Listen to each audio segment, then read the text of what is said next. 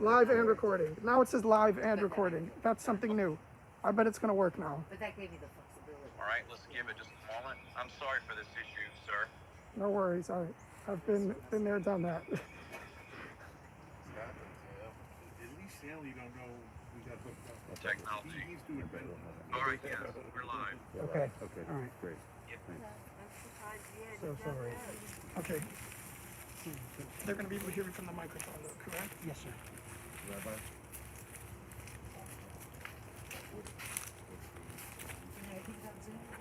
I'll ask it. It's your decision. The camera wasn't working. You want me to say it again? I'll do it again. I thought her words were very meaningful. And I thought it would be very productive. I'll do it again. Don't make me cry again. You okay, Sheila? You need some water in? I got a bottle of water. I'm gonna call you up. Okay. Yeah, we'll just start over. Perfect. Okay, I want to thank everyone who's been involved with helping resolve the technical difficulty that we just had. Okay, I ask everyone to please be seated. We have our crowd here, and now we have our crowd joining via the YouTube feed, and I thank everyone who was able to help us resolve that technical difficulty that we just had, and we will now be beginning the service. We're gathered here today to honor and remember the life of Stanley Waldman, Shmuel ben Binyamin HaKohen. I recited a psalm before. I won't repeat the psalm. We're going to begin with words of eulogy. We're going to be hearing words of eulogy today from members of the family. First from Stanley's son Joseph, and then from Sheila Waldman, and then we'll be calling in with two cousins who will be joining via technology, Merv Waldman and Carol O'Day, and then followed by myself. I'll call on Joseph to share some words with us.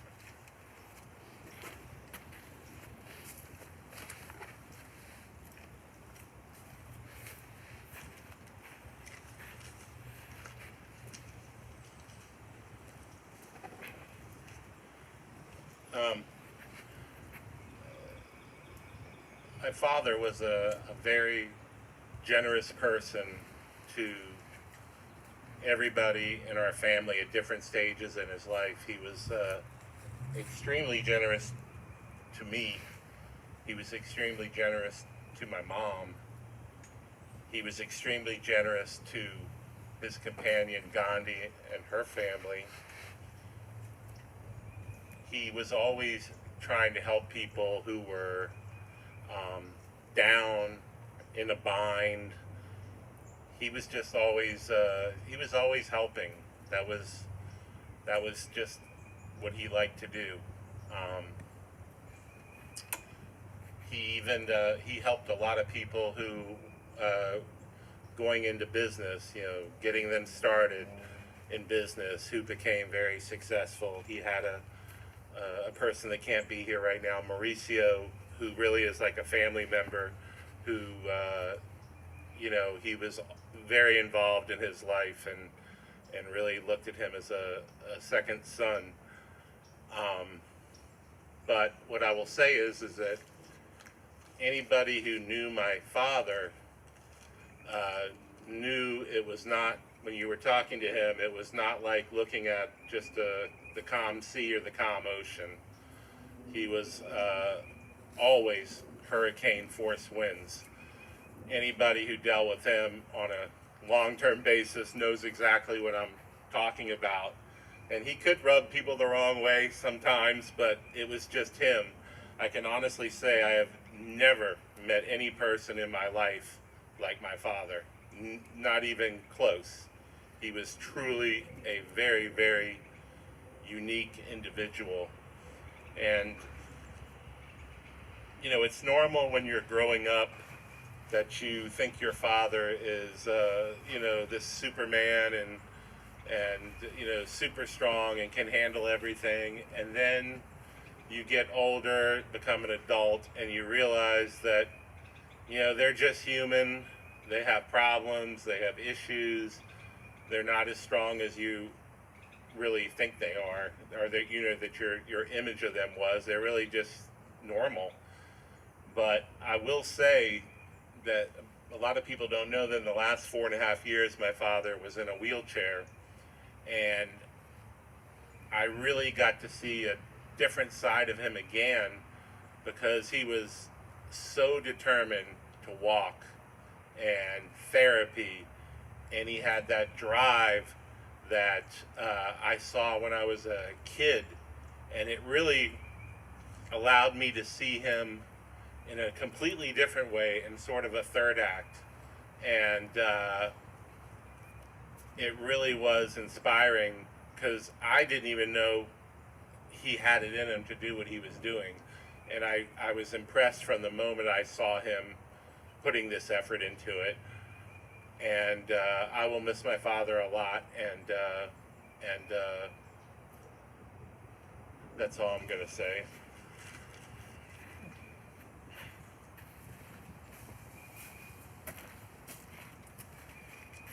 Thank you. We're now going to be hearing from Sheila Waldman.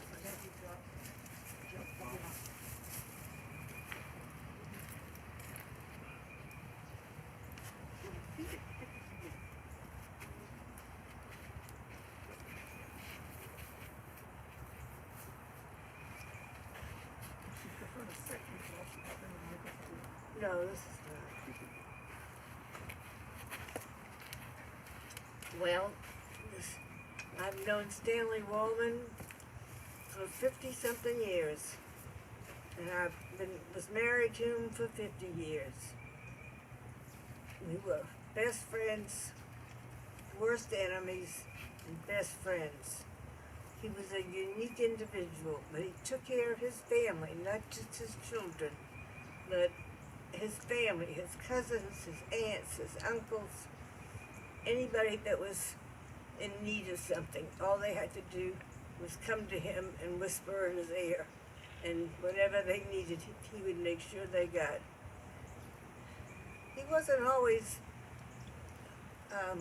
kind on the outside, and he had a sharp tongue, and he didn't mind using that sharp tongue for whatever the benefit was.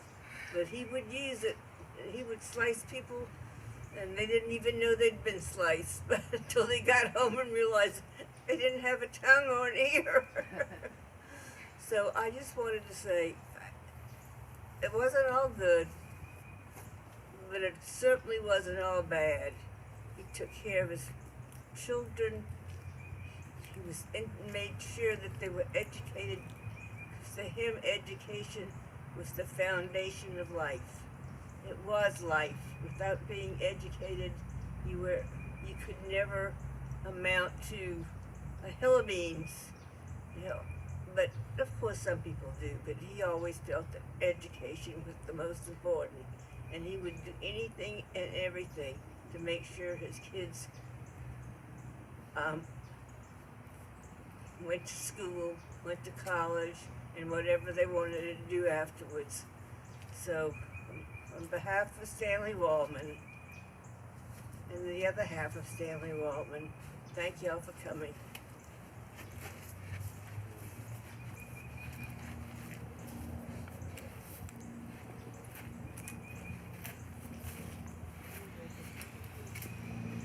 Yes, so I'm going to put you on in a moment. Okay?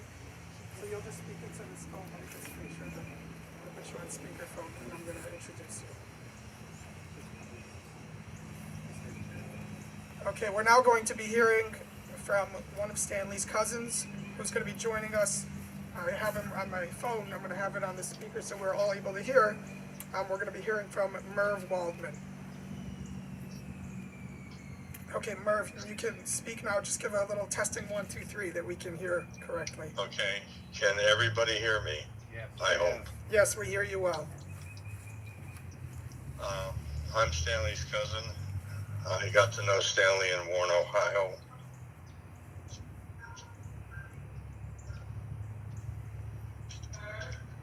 I'm talking already. Is this on delay?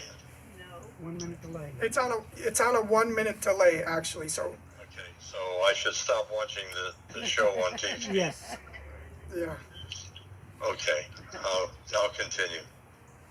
I first met Stanley when we moved to Warren, Ohio. I was about 10, Stanley was about 7, and the first time I met him, he was a little brat. I wanted to kill him, if you'll pardon me saying that at this time. But then I got to love him.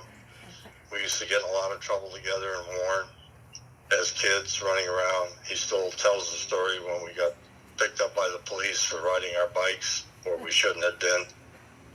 And we had a lot of fun together. And then we spent 1 or 2 quarters at Ohio State together, and then he decided he would be better suited for the University of Miami, the weather being what it was, as opposed to Ohio State. I'm going to miss him a lot. We talked probably every week or 2 on the phone. I knew his health was deteriorating. He had trouble walking, as it was mentioned before. And he'll be greatly missed by me and my wife. He met and fell in love with my wife also. We spent some time in Charleston with him and enjoyed ourselves immensely. He was just a great cousin and a great guy. And it's hard to put in a few minutes the life of a person. And I'm glad everybody's on the system with the virus. It makes it hard to communicate in a lot of ways, and I know we had some difficulty starting with this, but you got to be patient in today's society. Once again, I will greatly miss my cousin Stan, and I know many other people will also miss him. And thank you for giving me these few moments. Okay, thank you for that, Merv. You're quite welcome, Emily. We're going to be hearing next from another cousin, from Carol O'Day. We're going to give her a call, and I understand there's a 1-minute delay also.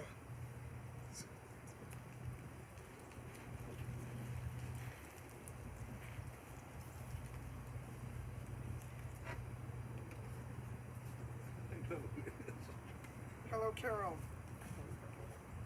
So I'm going to put you on now. The video's on a 1-minute delay, so you might still be seeing Merv speaking, but you can put down the video and we're going to have you speak now.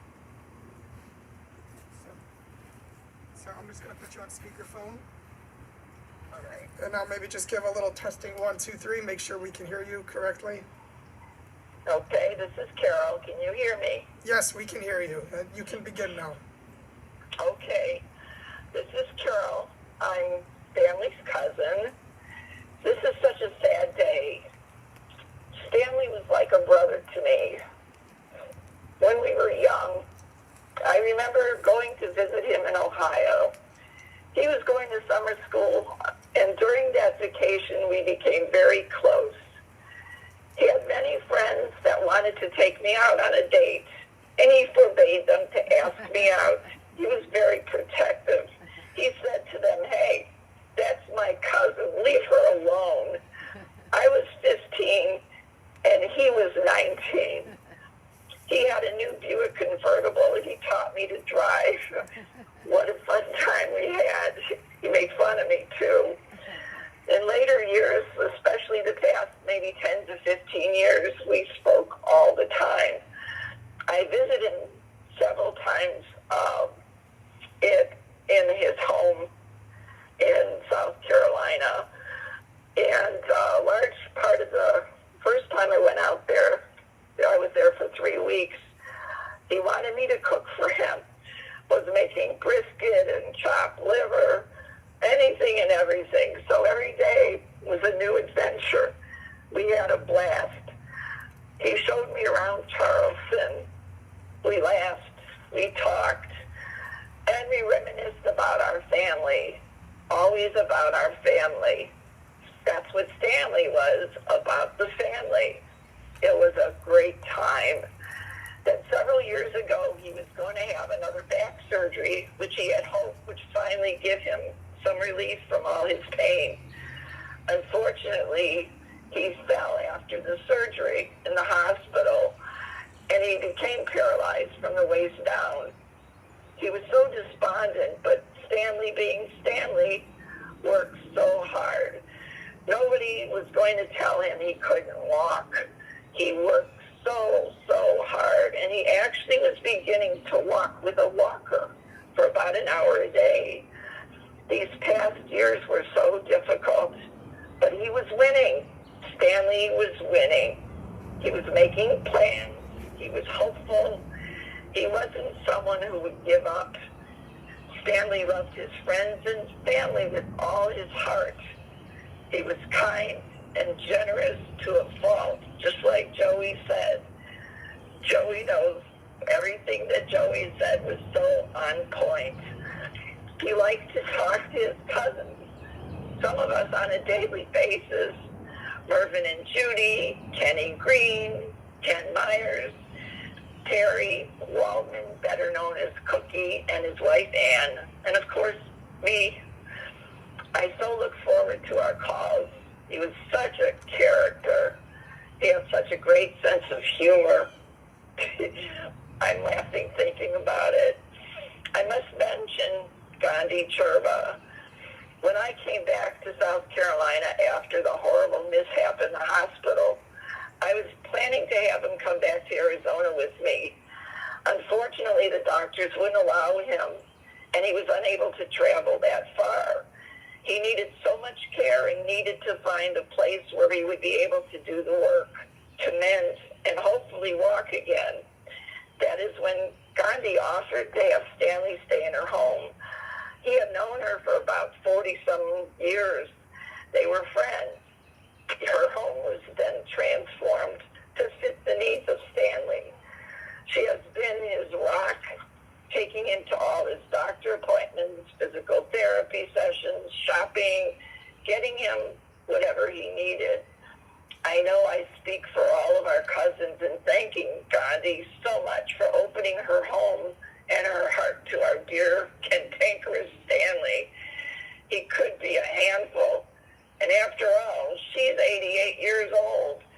She's older than him. He kept telling me, she's too old for me. Then these past weeks, Stanley wasn't feeling well. He told me and all of our cousins, I have this terrible cold. But he was afraid. He was so afraid. We talked about me coming to see him. He said, no, this COVID is too bad out here. Let's wait. Finally, Gandhi talked him into going to the hospital. He told her he was afraid that if he went to the hospital, he wouldn't come out. Unfortunately, he was right, which he would normally say, see, I told you so, because that was him. He had to be right. He had to be right. He had the COVID. And Gandhi had it too. How they got it, who knows? They were very careful. She's still recovering, but Stanley had underlying problems that put him at risk to have more issues in fighting this virus. I was able to see him on video chat on Thursday and Friday. He still was trying to be positive and said he would do everything they wanted him to do, but he was tired. He was in so much pain, and he just wanted to stop hurting. He had hoped to be able to speak with his children before he passed. He loved them so much. But unfortunately, that didn't happen. Thankfully, we've chatted, and I'm thinking they're here watching today too, and they know in their hearts how much their father loved them. So now, Stanley, my dear Stanley, he's at peace. And not in pain. I'm gonna miss our talks, our arguments about silly things, and just miss him. He was like a big brother to me. Rest in peace, my darling Stanley. Run with the angels. And I'll be looking for you everywhere until we meet again. I love you. And thanks for letting me talk to my dear Stanley today, Rabbi. You're welcome. Okay, thank you very much for your words. Those were very powerful. Okay, I'm gonna hang up now.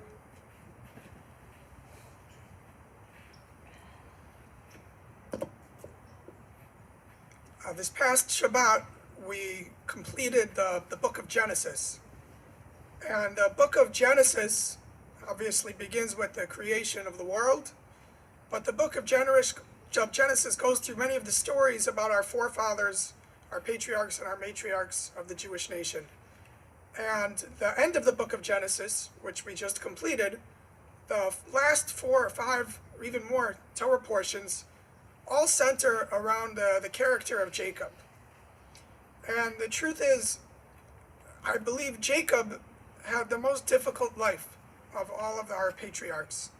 Jacob had a confrontation with his brother Esau, who tried to even kill him. Jacob is forced to run away from his home. He lives with Lavan, and he's manipulated by him in their business dealings.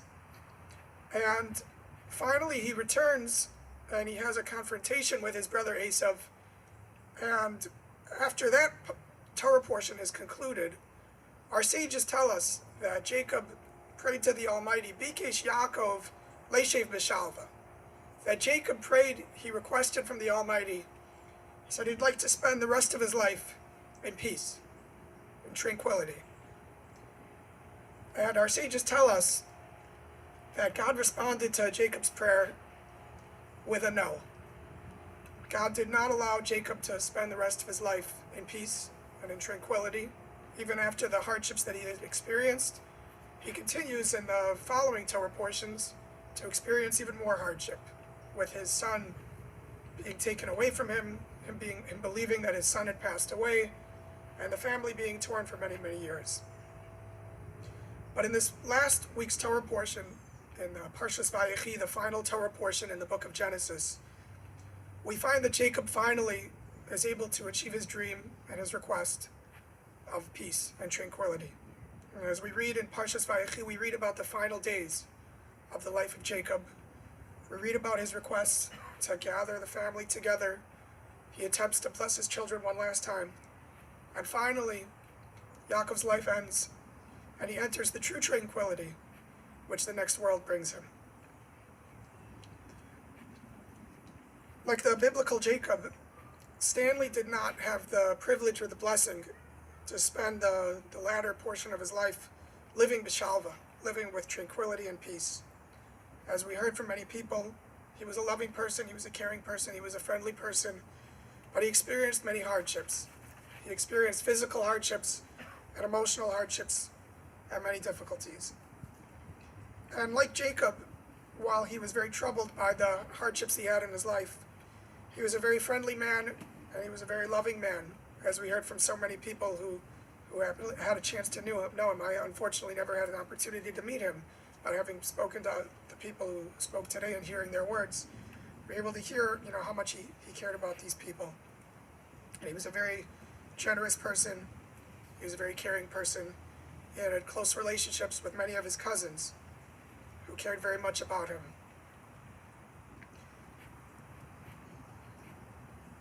And finally, like Jacob, he made an attempt to end his life b'shalva, to end his life with tranquility. He made it clear to everyone how much he loved his children and his family, how much he cared about each of his children at the end of his life. And we believe now that he's finally able to achieve the tranquility and the peace that he deserves as he enters the next world. We're going to continue now with burial.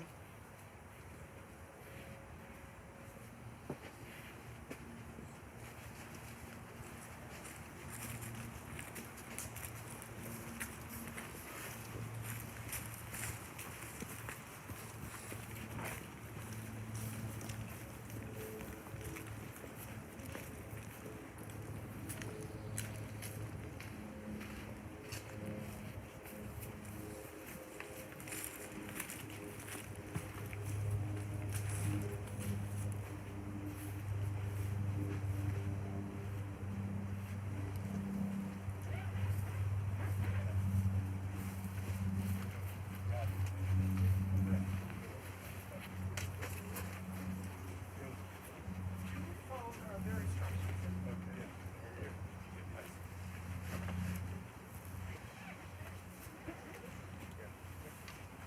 You'll just, as we lower it, you'll just use your front hand to step closer.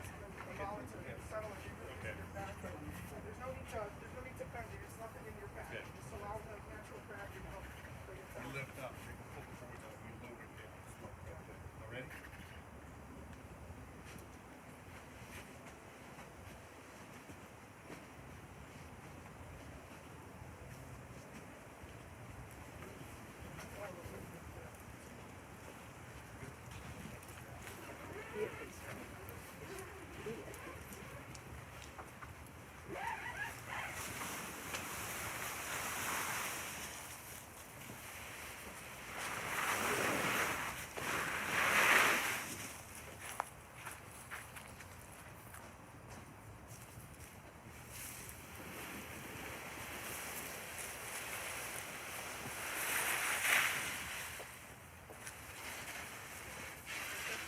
There are a couple of customs that we have as we perform the burial.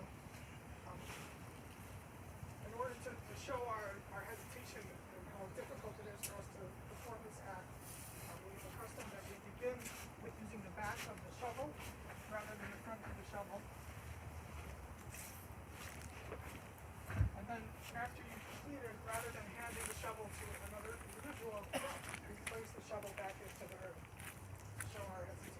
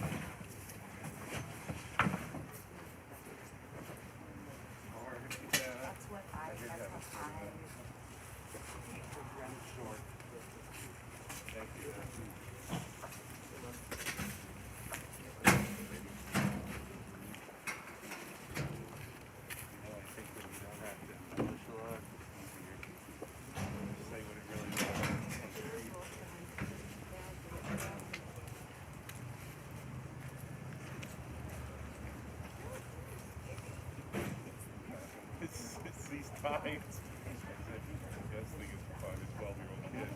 Get him over there. He's the only ones that can figure that stuff out. I love Thanksgiving. I love Thanksgiving. You look like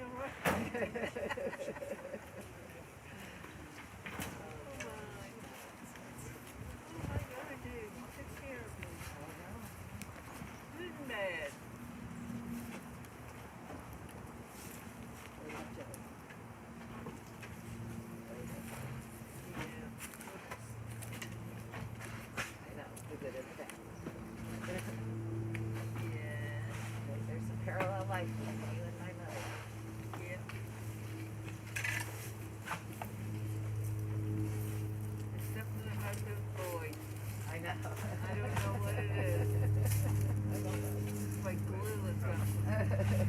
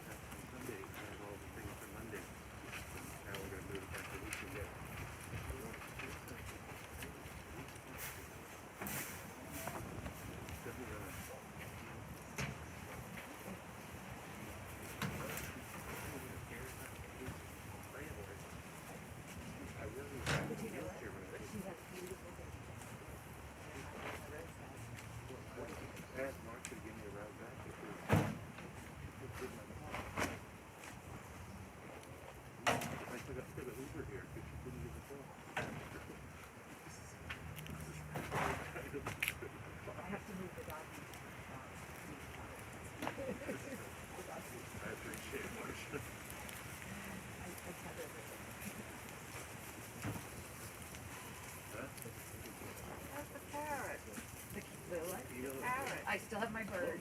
It's a cockatiel. A cockatiel. She's 27. He's 27 years old. He's gonna outlive me. They live a long time. They're supposed to live to like 25. That's it? Yeah, mine's 27. I'm doing something right. It's never been Ziggy. Never have to go to the vet. So I just needed Ziggy and Big Cage, and that's all I do. You know, I never wanted a bird. That was John. John brought these birds in the house. And now you got the bird. I got the bird. And he won't go anywhere. So I rescued this little dog off the highway about a year and a half ago. But she's got a lot of hunting skills with her. So at night, the bird slippers come out every night, but Coco goes in this little pop-up house that I bought. It's like a doggy chicken. And it's got a cover to it, so Pepper flies, so she can't land inside there. And so Pepper still comes out every night from 9 to 11:30. That's Pepper time. It goes in her house, she chills, Pepper gets to come. It's fun. It's fun. Now, when I had the Maltese and the bird would sit on one side of the chair and the Maltese would sit on the other side of the chair. This dog's got a little rat terrier in her head. You know, they're hunters, so no. She's just curious, you know, she's curious. She barks at birds in the sky, you know, she's a different dog. I said that God put her in my past, I would not be by myself. Because it gets me motivated. I'll walk her twice a day on the neighbors.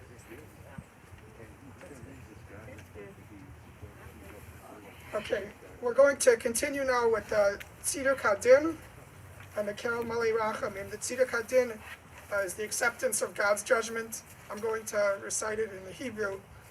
Hatzor tzamim pa'alo ki chol derachav mishpad el emunah ve'ein avel tzadik yashar hu. Hatzor tzamim b'chol po'al mi yomar lo ma'atifal hashli b'matav v'ma'al me'mis mechayem marid sha'ol v'ya'al. Hatzor tzamim b'chol ma'aseh mi yomar lo ma'ata'aseh. Omer v'yoseh chesed chinam lo v'lanu sa'aseh ובזכות הנעקר כסה הקשיבה ועשה. צדיק בכל דרכיו עצור תמים, Arach apayim amalei rachamim. Chamol da v'chusna alavos ivanim, ki lecha adon aslichos v'harachamim. Tzadik atah Adonai lahamisu l'hachayos, asher v'yadcha pikton kol ruchos. Chalil lecha zichronenu limchos, v'yana inachla be'rachamim alaynu pikuchos. Ki lecha adon arachmim v'aslichos. Adam im ben shana yiyah o alaf shanim yichya, ma'isr lo kulo haya yiyah, baruch dayan ha'ames b'misum chaya. Baruch hu ki ha'ames dino, u'mishotet ha'kol be'ino, u'mishalem la'adam cheshbono v'dino, ha'kol yishmo hotayal yitino.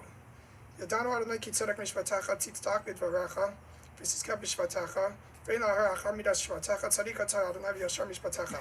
Dayan ha'ames shofet tzedakah v'ha'ames, baruch dayan ha'ames shekol mishpat tzedek v'ha'ames, nefesh kol chai b'yadacha, tzedek malo yamincha v'yadacha, rachim al peitos tzon yadacha, v'samar lamalach haref yadacha, gadol etzav rav halilah, asher inacha pipuchos al kol tarchei b'nei adam, Lasis lishi kidrachav v'chivrei malalav, lahagid ki asher Adonai tzriv lav lasabo, Adonai nasan v'Adonai lakach, yishem Adonai mevarach v'rachum mechaper avon v'lo yashchiz, v'erbal hashiv apo v'lo ye'er kol chamaso.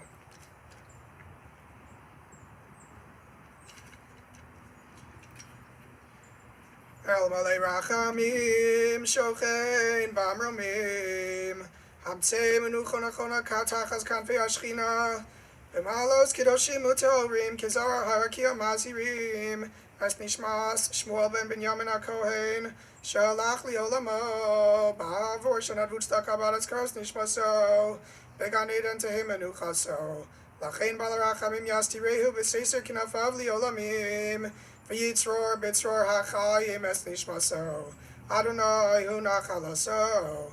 V'yanuach b'shalom amishkavo v'nomar amen. This concludes the service. We now shift our attention from the burial and the funeral to comforting the family that's in mourning. I'm going to say the classic text for the comforting a mourner. Hamakom yinachem eschem b'soch sha'ar v'ilei tzion b'Yerushalayim. May God have mercy on you. May our God comfort you among the mourners of Zion and Jerusalem. May I ask you to rise?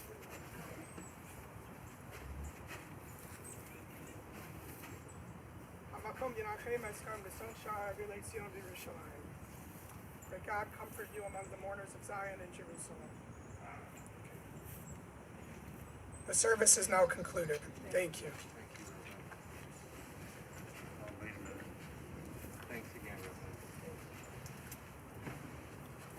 Thank you for those joining over the YouTube.